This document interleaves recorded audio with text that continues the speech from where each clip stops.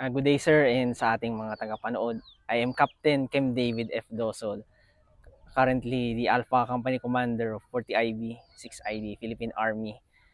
And we're currently here at Barangay Paido Pulangi, and our company has jurisdiction over the municipality of Pikit in North Cotabato under Region 12 and the three newly crafted municipalities of Liguasan, Tugunan, and Malidigao belonging to the special geographic area of BARM.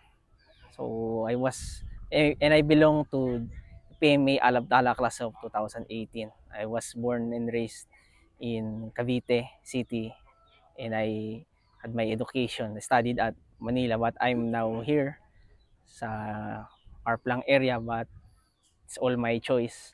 Kung tanongin niyo ako kung pinili ko ba, medyo magkakaiba yung kinasanayan kong environment, but pinili ko po ito at masaya po ako na naglilingkod dito sa mga kababayan natin dito sa South Central Mindanao.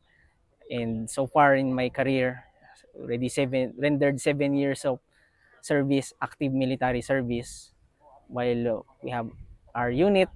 In personal note, I have achieved already or accomplished much already. Where I'm still in the process of trying to figure out or to do what else can I do and to be able to fulfill yung mandate natin for the Filipino people whom we serve. Maraming salamat po.